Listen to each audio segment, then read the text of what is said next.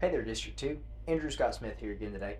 I want to talk to you about how I plan to accomplish the fourth R of my plan, my commitment to you, and that's restructure education. Our kids are our future, and we're not just funding schools, we're fueling dreams. We need to work to address some issues within the school systems. One issue that I think is pretty important, and it affects everybody that has a child in school, is funding. We need to change how funding is allocated and how it's even calculated. Right now, almost every single state has some kind of different way that they calculate funding. Whether that be one day where they take attendance in the middle of a random month, say the middle of the day in May. Sometimes they take a census and whoever's there gets funded and the absent kids don't. This is ridiculous. There should be a standard way that we calculate funding for students. It's easy. Wherever the kid goes to school, that's where the funding should be. Plain and simple. It's not that hard for us to keep up where kids are going to school and make funding fair. Let's quit putting this artificial noose around our school districts and leaving them high and dry. Funding follows students. Period. I want to do another thing, and that's add financial literacy to the curriculum for our students. Kids today don't come out of school equipped for life problems. They don't know how to balance a checkbook or do their taxes or even the basics of any of this.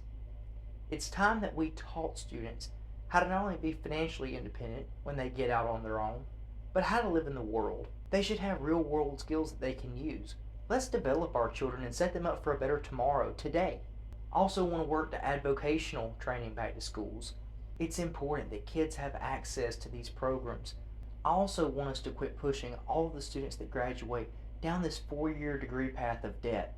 Not everybody needs to go to a 4-year college. We're just setting some folks up for failure. That's not good. They come out racked with debt, sometimes with no degree, and they've wasted that time that they could have been building something on their own. Vocational education is one of the best things that we can do for students to line them up for the jobs of tomorrow and success in the workplace. It's time that we bring back these resources, reapply them, reimagine them, and put them back to work for our students to build a better tomorrow. Every school should have access to a vocational facility for students where they can go and learn not only tools for the workplace of tomorrow and today, but things that they're interested in.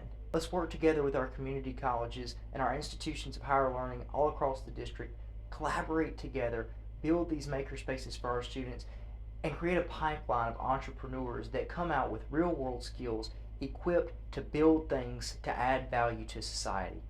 And another thing, if a certain school is not meeting a child's needs, that parent has the right, in my opinion, and the absolute duty to that child to do what's best for their child. If they have a better school that works, then they should be able to go to that school. Simple as that.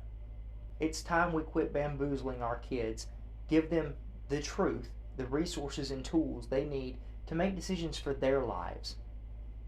And it's time we get radicals and activists out of the classroom. It's time we start paying our teachers what they deserve to attract a higher caliber person to that position. We should have the best and brightest teaching our kids to make sure that they are the most educated people on the face of this earth. Let's give our teachers a pay raise nationally.